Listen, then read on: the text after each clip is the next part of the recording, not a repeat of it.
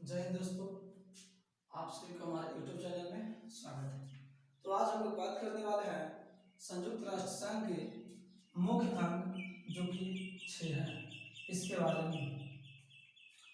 तो चलिए स्टार्ट करते हैं। संयुक्त राष्ट्र संघ के पहला जो मुख्य अंग है उसका नाम है महासभा। क्या नाम है?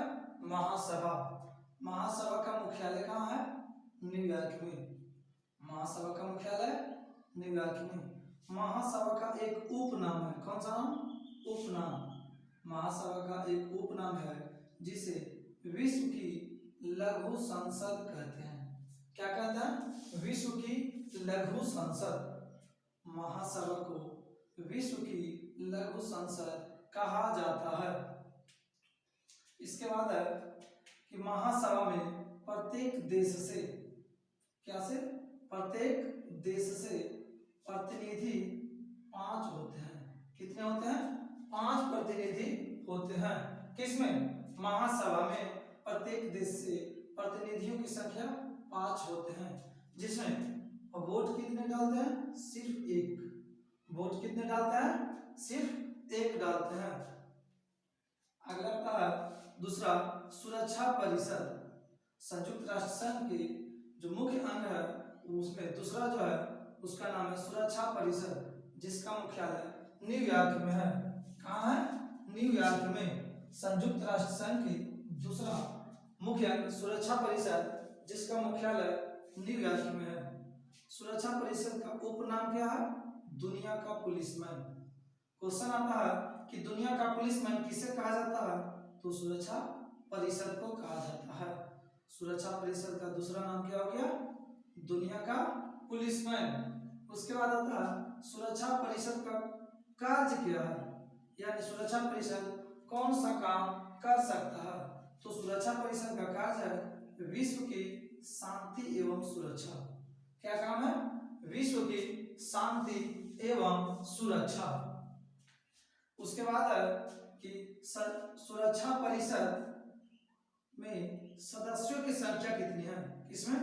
सुरक्षा परिषद में कुल सदस्यों की संख्या कितनी है? 15। सुरक्षा परिषद में कुल सदस्यों की संख्या 15 है, जिसे 2 भागों में बांटा गया है। सुरक्षा परिषद में कुल सदस्य की संख्या 15 है, जिसे 2 भागों में बांटा गया। पहला भाग को कहते हैं अस्थायी सदस्य और दूसरा को कहते हैं अस्थायी सदस्य। पहला को अस्थायी सदस्य और दूसरा को अस्थायी सदस्य। अस्थायी सदस्य में कुल 5 देश हैं। कितने देश? 5 देश। और अस्थायी सदस्य में कुल 10 देश हैं।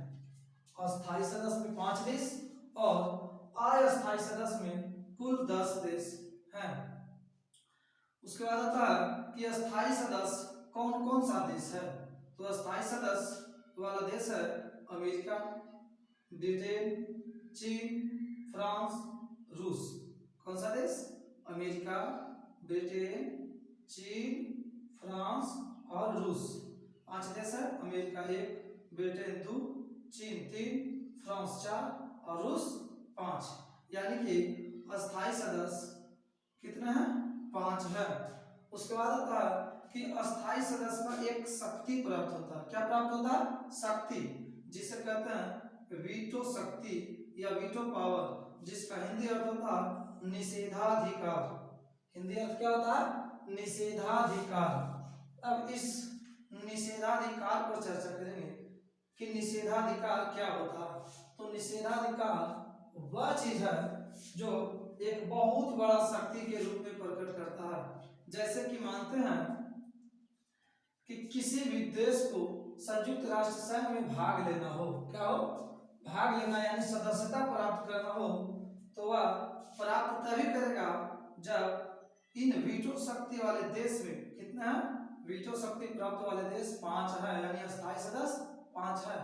इस 5 सदस्यों ने अगर उसका वोटिंग करेगा तभी वह देश संयुक्त राष्ट्र संघ में शामिल हो सकता है, अन्यथा नहीं शामिल होगा।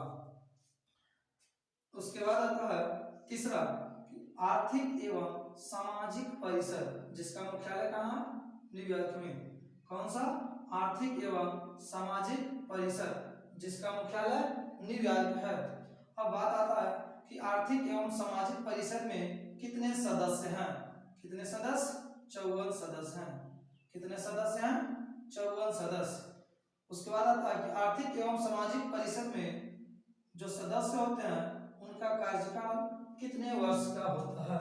आर्थिक एवं सामाजिक परिषद का जो सदस्य होता है उसका कार्यकाल कितने वर्ष का होता है? तो 3 वर्ष का होता है। कितने वर्ष का? 3 वर्ष का। उसके बाद कहता है कि 1/3 सदस्य प्रत्येक वर्ष पद मुक्त होता है, यानी कि प्रत्येक वर्ष 3 सदस्यों में से एक सदस्य क्या होता है? रिटायर हो जाता है, यानी पदमुक्त हो जाता है।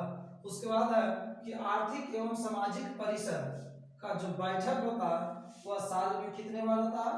2 बार। कितने बार? साल में 2 बार।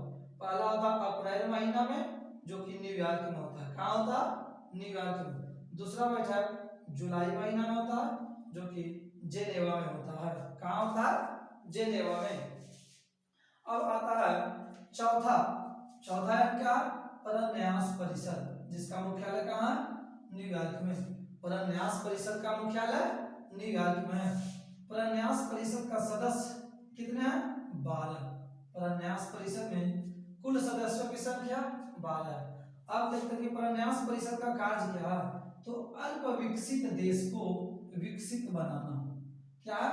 अल्प विकसित देश को विकसित बनाना, यानी कि कोई देश अपना सुरक्षा स्वयं अगर नहीं कर सकता है तो उसके लिए परन्यास परिषद के कुल 12 सदस्यों में से किसी सदस्य को वहां का प्रशासनिक अधिकारी बनाया जाएगा, जो कि उस देश को प्रशासन को संभालेगा और धीरे धीरे उस देश को विकास की ओर बढ़ाएगा। और जब वह देश विकसित हो जाएगा तो उस देश का प्रशासनिक अधिकारी वहीं के किसी जनता के पास या उस देश को ही सौंप कर चला आएगा, न कि परन्यास परिषद के किसी सदस्य को अगर उस देश का प्रशासनिक अधिकारी बना दिया जाए तो उस देश का शोषण करे। शोषण नहीं करना, उस देश को क्या करना? विकसित करना है। परन्यास परिषद का मुख्य कार्य यही है कि किसी भी देश को, यानी अगर बहुत कम विकसित देश है तो उस देश को विकसित बनाना, और उस देश के जब उस देश विकसित बन जाएगा तो उस देश का जो विकास जब ज्यादा हो जाएगा तो उस देश का प्रशासनिक अधिकारी उसी देश को सौंप कर चले जाना है। उसके बाद है पांचवा सचिवालय, जिसका मुख्यालय कहाँ है? न्यूयॉर्क में। सचिवालय का मुख्यालय न्यूयॉर्क में है। अब आता है कि सचिवालय का कार्य क्या है। सचिवालय का कार्य है प्रत्येक दिन का हिसाब रखना। क्या काम है? प्रत्येक दिन का हिसाब रखना।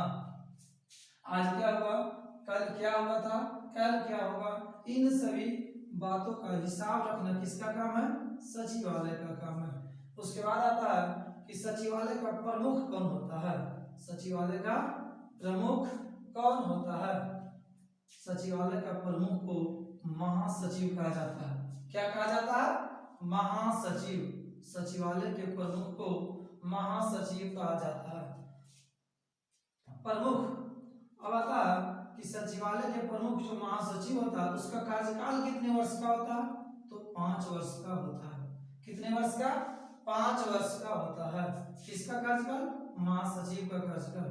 अब आता है कि सचिवालय का उपनाम क्या है। सचिवालय का उपनाम क्या है? तो सचिवालय का उपनाम है संयुक्त राष्ट्र संघ का प्रशासनिक अधिकारी। क्या? संयुक्त राष्ट्र संघ का प्रशासनिक अधिकारी। सचिवालय को संयुक्त राष्ट्र संघ का प्रशासनिक अधिकारी कहा जाता है। एक क्वेश्चन आता है कि संयुक्त राष्ट्र संघ का प्रशासनिक अधिकारी किसे कहा जाता है? तो सचिवालय को कहा जाता है। उसके बाद आता है कि महासचिव, जिसका कार्यकाल कितना वर्ष? 5 वर्ष। तो क्वेश्चन आता है कि संयुक्त राष्ट्र संघ के प्रथम महासचिव कौन बने थे? किसका? संयुक्त राष्ट्र संघ का प्रथम महासचिव कौन बने थे? तो वह व्यक्ति का नाम है त्रिगवेली। क्या नाम है? त्रिगवेली, जो कि नॉर्वे देश के रहने वाले थे। कहाँ के रहने वाले? नॉर्वे देश के रहने वाले थे। अगला है कि वर्तमान अभी के समय संयुक्त राष्ट्र संघ के महासचिव कौन है? वर्तमान समय में महासचिव कौन है? तो अंतोनियो गुतरेस। कौन? अंतोनियो गुतरेस, जो कि अभी वर्तमान समय में संयुक्त राष्ट्र संघ के महासचिव हैं। और वह कहाँ के रहने वाले हैं? पुर्तगाल देश के। किस देश के रहने वाले हैं? पुर्तगाल देश के। तो क्वेश्चन ऐसे भी आता है कि अंतोनियो गुतरेस किस देश के रहने वाले हैं? पुर्तगाल के। अगला क्वेश्चन आगे हम देखेंगे कि अंतरराष्ट्रीय न्यायालय, क्या छठा में आता है अंतरराष्ट्रीय न्यायालय। अंतरराष्ट्रीय का मुख्यालय कहाँ? द हेग, जो कि नीदरलैंड में पड़ता है। कहाँ पड़ता है? नीदरलैंड। कहाँ पड़ता है? द हेग, नीदरलैंड में पड़ता है। अंतरराष्ट्रीय न्यायालय का मुख्यालय द हेग, जो नीदरलैंड में पड़ता है। अंतरराष्ट्रीय न्यायालय की स्थापना कब हुई? 3 अप्रैल 1946 को। कब? 3 अप्रैल 1946 को। उसके बाद अंतरराष्ट्रीय न्यायालय में न्यायाधीशों की संख्या कितनी है? 15। अंतरराष्ट्रीय न्यायालय में न्यायाधीशों की संख्या 15 है। उसके बाद आता है कि न्यायाधीशों का कार्यकाल कितने वर्ष का होता है? 9 वर्ष का होता है। कितने वर्ष का? 9 वर्ष का। उसके बाद आता है कि अंतरराष्ट्रीय न्यायालय में कोरम की संख्या कितनी है? कोरम की संख्या 9 है।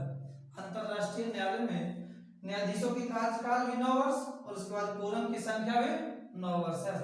अब बात आता है कि कोरम का अर्थ क्या होता है? किसका? कोरम का अर्थ क्या होता है?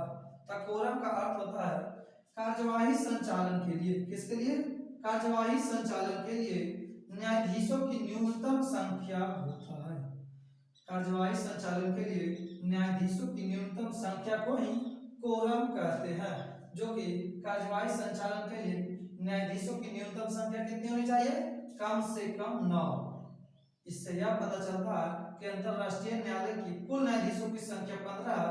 अगर अंतरराष्ट्रीय न्यायालय में एक दिन, कोई भी दिन 9 से कम न्यायाधीश अगर उपस्थित होते हैं तो उस दिन का कामकाज नहीं हो पाएगा, क्योंकि कोरम की संख्या 9 है। किसी भी दिन अंतरराष्ट्रीय न्यायालय में कम से कम 9 न्यायाधीशों की आना बहुत जरूरी है। इसके साथ आज का वीडियो यहीं पर समाप्त हुआ। मैं आशा करता हूँ आप सभी को यह बहुत अच्छे ढंग से समझ में आ गया होगा। अगर नहीं भी आया होगा तो एक बार पुनः इसे देख लेंगे।